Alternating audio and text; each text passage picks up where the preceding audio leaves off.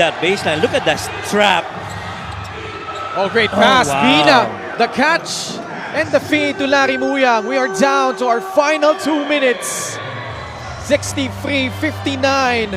Batangas with a 4-point lead. What a game this has been, Ken. Neither team is out of the woods here.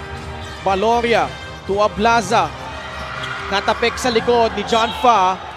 It's a jump ball. Possession arrow pointing to Batangas City. But they can review this one under the last 2 minutes. Assist of the game brought to you by 1xBet, the title sponsor of the MPBL. Your choice, your victory. Feel more game with 1xBet. Quick thinking by Alan Mina right there. Catching that ball and immediately releasing it to big man Larry Muyang on that short corner. Just to add on to my point, Coach Mike, binanggit ko nga, 4-1 ang Pampanga. Their only loss against Batangas was back in Season 5. As we check out here, this last out-of-bounds play first. Ball got tapped. Tanong, tumama ba ulit kay Sid? Ooh. Oh, that should be Giant Lantern's ball. Sure looked like twice it hit Seda Blasa before it went out. That should be Giant Lantern's ball. Season 5, nanalong Batangas against Pampanga. It was just little bit across here sa Batangas State University. During that time, wala pang talo yung Pampanga. This was the first season with Justin Baltasar. They lost that game. Talking about Pampanga, only one of 2 losses during the regular season. The one against Makati, that was in Muntinlupa naman. So they lost to Batangas in Makati in Season 5. Ngayon, ang Batangas may pagkakataon na naman na makaisa laban dito sa Pampanga here on their home turf. This time dito sa Batangas City Coliseum. Yeah, that's right. The officials made the right call right there. It sure looked like it was touched last by Seda Blasa. And also for context, lahat po ng laro between these 2 squads except yung very last game nila last season, lahat dikit. Tinambakan ng Pampanga itong Batangas sa Brenzy Giao Convention Center last season. But here, man, another close one. Pampanga just behind by 4 points. Olayon has played almost the entire second half, now trying to guard Allen Mina. Clemente puts it on the deck, laban kay Levi Hernandez. Mina peeks at the clock, 8 seconds left. Allen makes his move, Ablaza switching on him. JLC for free, no! Valoria grabs the rebound. Wow, look at the control off the boards.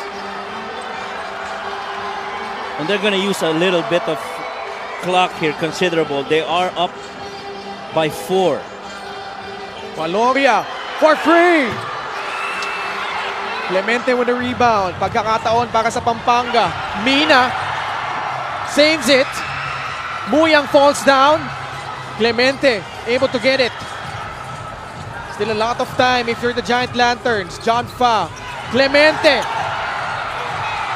6 seconds left on their shot clock. Wow, this defense. Extra feed. Clemente again. Oh, wow.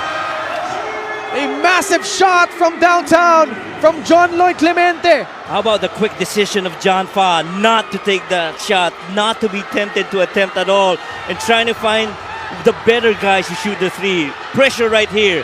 Oh. Valoria turns it over. Pampanga basketball with 18.5 seconds remaining. What a sequence. In the last 2 possessions. You see this here, clock was winding. Mina had to kick it over to John. John decided, no, giving up to JLC. He's the better shooter than me, and he knocks it down.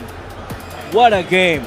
Struggling all game long, John Lloyd Clemente with that booming triple, and here, Pampanga able to get a stop, forcing a turnover. They get the ball back. But what you love about that defense of John Fa, he was single coverage against John Valoria. Let's listen in. 14? No, what? 14? No, all court, down ball, hey. Archie, Clemente Clemente normal. Clemente normal. Stop. You are here. Pa. Coach. Pa. Normal. Okay, nako natin. Oh, guys, pressure natin, pressure. Lahat, rebound.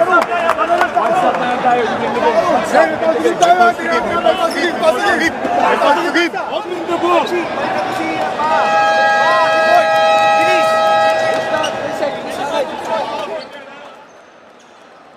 What do you think, Coach Mike? Well, it's tough to figure out. I don't understand. He just called out John Normal. And I think that was John Lloyd Clemente, the other guy that he called. Now, they opted to inbound it from the backcourt. So clearly, I think what they're trying to do here is go for the last shot. Yeah, most probably. That's the thing. But one other reason might be they want to compact that half-court set with the stingy defense of the Rum Masters right now. And this game is going to be decided by defense versus offense. I say this might be the final possession of this game. Clemente, Mina, Concepcion, Egilos, and Muyang, the unit for Coach Pedic Di Matulak. Concepcion laban kay Ochea. 10 seconds left. Clemente for free. No! Concepcion tracks it down. 5 seconds left. Floats it up and in! Batangas still has a timeout with 2.7 seconds remaining. Wow, Archie Concepcion comes up clutch once again. It was the race for the offensive rebound. But before that, that shot by JLC really looked good. But look at Archie Concepcion chasing for that ball. Floater on its way in a 1-point lead for the Giant Lanterns. All hustle and effort for Archie. Archie Concepcion also struggling all game long with the biggest shot for Pampanga. Timeout Batangas. Let's listen in. Maganda? Okay.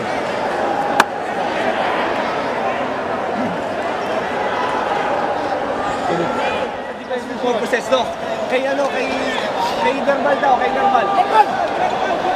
Defensive player!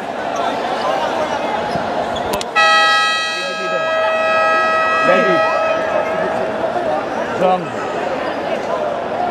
Set. Okay. Ganito ah. Please screen. Ito yung crucial dito. Kailangan makuha yung bola dito. Tama? Ayan. Pag nakuha yung bola, screen. Go. Meron dun. Nothing happens there. Walang pase dito. Go, Jong. Then, makatahay ka na. 3 seconds, 3.9 seconds. Guys, expect. Oh boy. Again, I'd like to say it's tough to figure out what they discussed. But it sure looked like if that first look is not available, they're going to have a second option to look at. But the thing is, you only have, how many seconds do we have? 3? 3.9. 3.9. Also, important to note, Pampanga is not yet in penalty. They still have 2 more fouls to give. Now they recalibrate it to 4.1 seconds. Panyamogan, Hernandez, Ighalo, Paloria, and Ablaza, the unit for Coach Cholo. Ablaza catches the cut. Hernandez lays it up and in!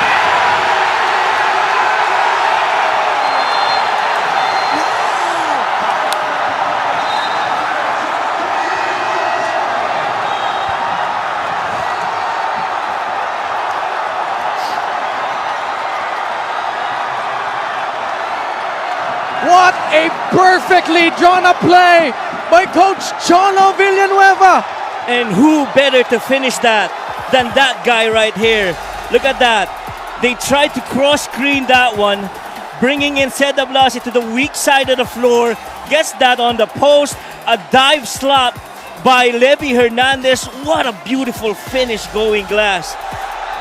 That play is very similar to what's called a Brad Stevens winner play. Instead, they tweaked it. Instead of a 3, they settled for this drive by Levy Hernandez. A beautiful execution by the Rum Masters. Wow, gutsy play by Coach Cholo Villanueva, but still some time left on the clock. 1.1 seconds remaining. Timeout Pampanga, and we'll listen in to their huddle. When Archie gave it a good chase. Archie gave that shot a good chase. He was just late. Okay, tuloy-tuloy tayo dito. Levi Hernandez looks like he suffered an injury after Right. making the basket, but one last stop if you're Batangas. Now you look at the 5 of the Rum Masters right now.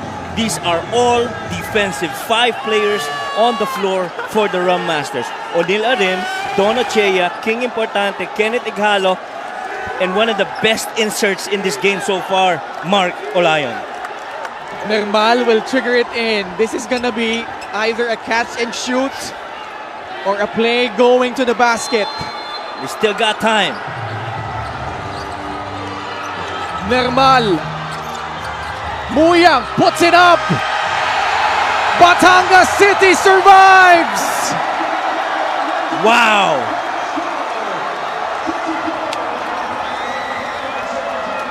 Boy, oh boy, Batangas has endured numerous heartbreaks over the course of their last 4 seasons. But here, against the 2-time defending champions of all opponents, Coach Mike, they deliver in the clutch and pull through. Tell you what this does.